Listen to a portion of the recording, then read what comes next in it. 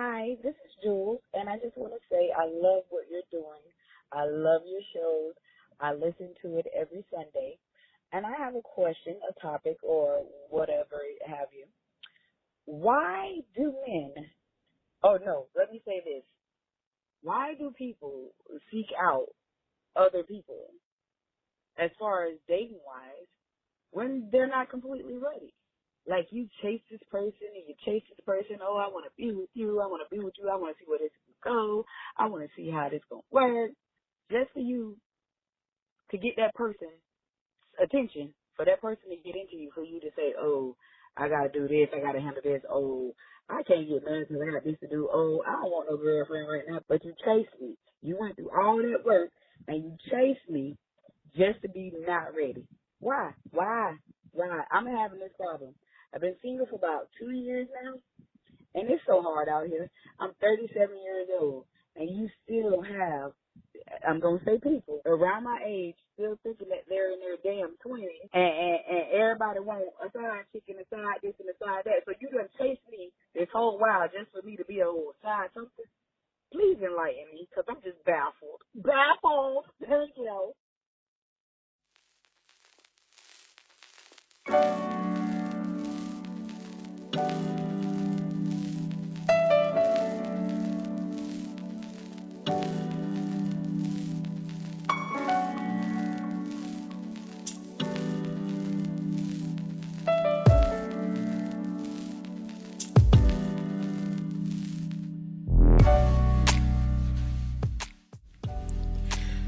What's up, Kissables? This is the Kissable Diva, and you are tuning in to the Kissable Nights podcast, where we discuss everything love, sex, and relationships. As you know, we are entering into the season 3 of the Kissable Nights podcast, and guess what? It is listener's choice. So as you've heard at the beginning of the podcast was a caller that called in, and basically she had a question about why is it that, when you're being chased by someone, and at least this is how I understand it. You're being chased by someone, they chase you and chase you and chase you for you to invest yourselves in them. And then once you have invested yourself, then they don't have time. They don't have time to nurture that relationship that they've been chasing you for. And then they're not ready. They have all the excuses. They don't want a girlfriend. It's almost like they get scared and running away after they've chased you down for so long. So that's the question coming from Jules. Thank you so much for calling in with your question. You don't have to call in with your question. You can email us at info@kissableretreats.com.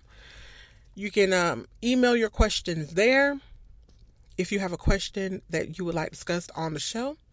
So today we're going to be talking about the question that Jules left us. The short answer is they weren't ready. They were not ready for that relationship. And how can you tell if somebody is actually ready? For one thing, you need to start off slow. I mean, what happened to becoming friends? What happened to, old folk call it courting, but it's the best thing in life because you get to find out who it is that you're talking to.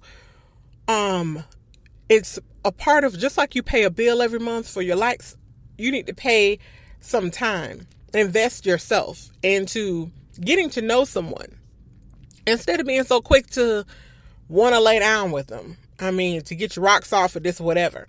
I mean, if that is the case, if that's what you would like to do, you need to be upfront with that and allow that person to make that decision whether they want to go forward. If they want to go forward with just having a cut buddy, somebody who can, be in the bed every now and then or whatever, then you allow them that decision. But you don't make it for them by not being truthful, because that's stupid. You're going to have, you don't know what this person is capable of, if they find out that you've been lying to them. I mean, some people have been hurt, like multiple times, so many times, and their reaction is explosive because you're getting all of the hurt that they have not dealt with. So if that's what you're looking for, by all means, let that person know, and if they're down with it, you're good to go. But if you are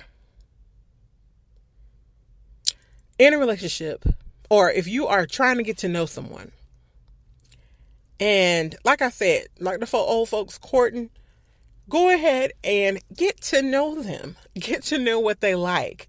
What do they like to do? What is their like?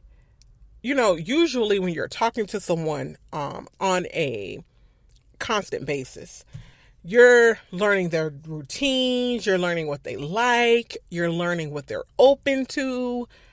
You're investing yourself. You're ready to open yourself up for feelings for someone else. You're open, they're open. It's nothing but room for opportunity. But if let's say that, you're in a relationship, a past relationship that you have not healed from. You've gotten hurt from that relationship. They cheated on you. You just mad at every woman alive or every man alive, however be it. And you just don't care. You don't have anybody else's feelings, and you just don't care. And you're meeting people that's out and about, and you're just saying anything that they want to hear, just so that you can reach your goal and exit out stage left. Basically, you're not being honest and fair. A lot of people do not know how to do this. A lot of people have not come to grips with doing this. A lot of people do not know the benefits in doing this, of being honest and fair. So because you're so hurt by however you grew up, however your past was, however your relationships were, and you did not deal with those things, you bring all of that trash, all of those, that song, Bag Lady, you bring all of that into the relationship, all those bags, all those labeled bags into the relationship, where you're trying to cover up with dirt, trying to make it look good, dress it up, spray on it, make it smell good, and presenting it to this person that is open, if they're open. Sometimes you get people who lie to each other, but if you get someone who's like open and honest, and they just rolling out the red carpet for you, and they telling you all the bones that they have in the closet, and all the good benefits that they have to offer you, and yet you have this pile of dirt of all these bags that's sitting up under this dirt that smell, but you have, perfumed it up to make it look good. That means you're not ready. That person is not ready. So if you're a person that's looking or that's dating, how can you tell if somebody is not ready? You receive signs. If you're a woman and you're dating a man, you get signs. Or vice versa. If a man is dating a woman, if you pay attention, you will get the signs. A lot of times we see red flags, and we just cast it aside like, oh, maybe that was just one instance or whatever. It is so good when you meet a person to ask them about their past. I know a lot of people are like, oh, I don't, when I meet somebody, I don't care about their past. I just want to get to know them, blah, blah, blah, blah, blah. The only reason why to ask them about their past, and I'm not saying what was her name, where did y'all live, what was your address? That's not what I mean. I mean, learning the behaviors, the past behaviors. And if they recognize that those behaviors in the past weren't good, what have they done to change? Or what are they doing to not go back to who they were in the past? You have to pay attention to routines. Everybody has one. Women, men, it doesn't matter. Everybody has one. If they're working, they're an adult, they're responsible, they have routines. There's nothing like crazy and spontaneous about, working and paying bills, and, they probably go out of town or, go on trips or whatever. That's that type of person, but you have to pay attention to if they're pouring in you as much as you're pouring into them.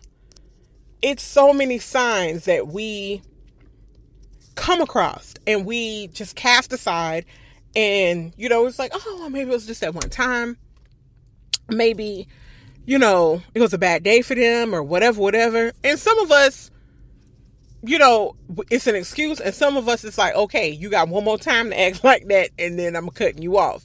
So it's whatever that you can bear, whatever you can handle. But when looking into talking to new people and getting to know them, if you know that you are open, you're open to a relationship, if you know that you're open to just being a cut buddy, or if you know that you're just looking for a friend, all of those intentions should be made in the beginning. This is how we all go wrong, when we kind of just enter into something without saying what our true intentions are. And I'm not saying you scare the person out and say, hey, I'm looking for a husband. If you ain't trying to get married, then we don't belong together. No, that's not what I'm saying. That's not what I'm saying. But if that person is meant for you, everything will fall in place as long as you are being honest and fair with that person and with yourself. With yourself first, because you need to make sure that you are emotionally available for this person, and to invest your emotions and all of that stuff into this person. You have to make sure that, you're available for all of that. And it takes a lot of energy to do that. It takes a lot. And sometimes, that chick Angel, her husband, Angel and Marcus Tanksley, last season, Strengths in Relationships, when she was talking about giving advice and saying not to romanticize the relationship, don't be so in love in the fact of actually talking to somebody, and I don't know, they could say one word, or they could say a sentence or something they can always tell you, and it just blinds you to everything else. You have to be present in the moment and have in the forefront of the things that you want for yourself. And if you have children, what do you want for yourself and your children? What this person is going to bring into your life? Men too, because there are single fathers out there. What is this person going to bring to you and your children? Are they emotionally available for, what I'm saying, for that relationship? Are you emotionally available? So it's almost like you have to self-examine yourself. And most of the time, when you examine yourself, you're able to call the bullshit on anybody that comes to you with it. You're able to call it out because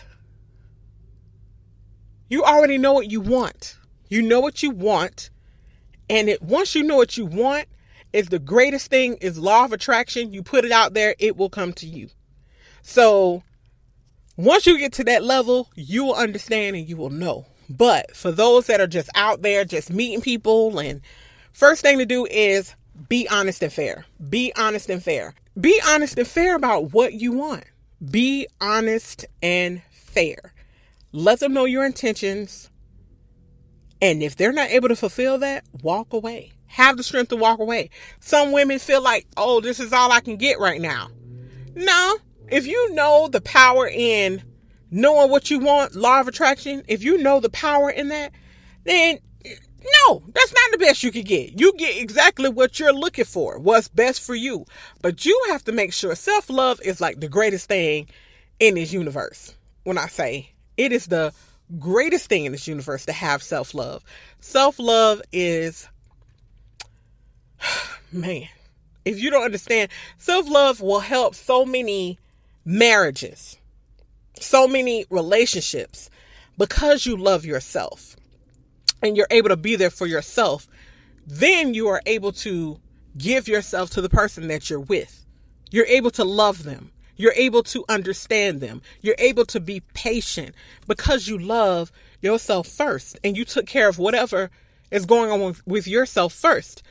And only then are you able to, extend yourself to someone else, to extend yourself to your children. I understand as a mother, most mothers, they'll lay down in front of a car for their child. But if you're not taking care of yourself, you are only doing, even though I feel like you're doing everything in life for these children. But if you are not doing you're not doing well for yourself, then you're doing them a disservice because they need you. If you're out of the picture, then their foundation is rocky. So to get back to what Jules called in about, these guys or women that are chasing and they're chasing, and when they finally get you, they are too busy. They're not ready to invest themselves. It's because there is no self-love there. They have not dealt with whatever is making them get out of those relationships or had a bad relationship or however they grew up. Let me tell you something. Life is never going to be easy as long as we're living and breathing in these bodies. We are just spiritual beings having a physical experience. So with that being said, that may be over some heads, but just know that that's just to say that no one has had an easy ride in life. I don't care if they've grew up, with a so-called silver spoon, whether they grew up wealthy, whether they grew up poor, whether they grew up middle class, they have had some challenge in life that has stained them. Now, some people have grown, with those challenges in life. They don't highlight those challenges in their life. Others highlight those challenges and it paralyzes them. And they don't grow beyond that point. They don't take that challenge and turn it around and make it something worthwhile, something worth living for. You're always going to be challenged in this life. You are always going to be challenged. But the thing is that you have to understand to take that challenge and make the best out of it and turn it around so that you can learn from it and move on. So when you see that again, you already know how to work with it. You already know what to do. Oh, okay. I know what this is. And you keep it moving and it just makes you stronger. What won't kill you, make you stronger. So with that being said, self-love is paramount. Okay. Self-love is paramount. And once you have that self-love, once you have taken care of those issues that you probably really didn't know affected you as much. But when you sit down and think about things that you've been hurt by, things that have happened in your life that have affected you, what is the positive, or how can you turn that into a positive that can make or help you grow into the magnificent being that you can be, that you potentially can be? All we can do is become the best versions of ourselves. And with that being said, I hope that you learned, or, what I've said has answered the question, some sort. Sometimes I feel like I be like all over the place, but I'm trying to stay on point. But with that being said, I hope that you have gathered something from the point of having self-love, the point of speaking your intentions, and I mean, yeah, it's a way to do it when you meet someone. Hi, how you doing? Would you like to go out on a date? A lot of people don't do that anymore either. They don't go out. And I'm not saying sit down and eat. You can go for a walk. You can do something different. You like to exercise? Let's go take a class together. Let's go paint together. Let's go do something. Like, get out of the house. Get in front of people and learn who they are face to face, instead of making, night calls and night caps and, all that kind of stuff. Just learn, get out of the house, go do something together, whatever it is, canoeing, jet skiing, to the beach. It doesn't necessarily always have to be over sitting down at a table and eating, but it's good. I really love the idea of painting with wine. Painting with a twist is a real famous one here in South Florida, a well-known one in South Florida. And I think that's amazing conversation piece to learn how to paint and It's almost like you're kind of relaxed. And I mean, if you're really, you're kind of open. You're kind of open, and it's a very, very good conversation that you can have just doing that. So you could go Dutch, I know it was a big conversation with a couple panels that I've listened to, that men pay for the first date if they ask. However you two decide, I mean, you're grown. However you decide that it should be, just get out of the house. Get out of the house, get in front of each other's faces, make time to do it, make time to invest, because that's the only way I feel that it will be something that will be solidified in forming some type of foundation for a friendship first. For a friendship. See if you even like each other. Do you even like him? Some people just go forward and have this intimate relationship with this person, and they find out they don't even like him. I don't even like him. Oh my God, I hate how he eats. Oh my God, did you see how he dressed? Oh my goodness. I mean, all that type of stuff. If you just befriend a person, just befriend them. And if that's, if the feeling is mutual, if that's what you're looking for, you know what I mean? Be honest, be fair, spit out what you really want, your intentions. And I think that will be a good start. I'm not saying that's the answer, but that's a good start to be with someone. And if you'll know the bullshit when it comes, you'll know it. You'll know it. And now it's your choice whether you want to deal with it, or if you'll be like, okay, that's not for me. You have a good night. And you wait for someone who is serious about what you're looking for. But if you don't know what you're looking for, then you're going to receive anything. So with that being said, Kissables, I hope that you enjoyed today's question from our listener's choice. If you have any questions, please call 754-229-9878. Again, that is 754-229-9878. You can leave a message asking me the question that you want me to discuss, or that you would like to discuss. If you want to be on the show to discuss it, we can do that too. I'm open to all listener choices requests. And thank you so much for listening. I'm happy to be back. I love this podcast. It's off the chain. But anyway, I missed y'all. Go ahead and show some love on KissableRetreats.com, where we discuss everything that's going on with Kissable Retreats, and the Kissable Nights podcast. Keep up with the newsletter. Sign up for the newsletter and get your calendar, your date night calendar. And yeah, y'all, I am like, this is like really energized me. I am like so happy to be back. I hope y'all missed me too. All right, so follow me at the Kissable Diva. And again, go to the Kissable Nights, go to the Kissable Retreats website to find out any information.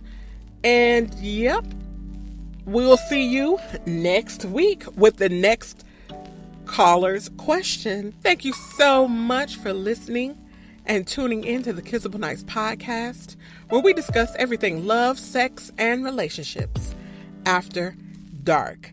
Please tune in on iTunes, iHeartRadio, SoundCloud, Stitcher, and soon Spotify. I'm so excited. And y'all keep it kissable. Keep it kissable, y'all. Have a great night. Bye.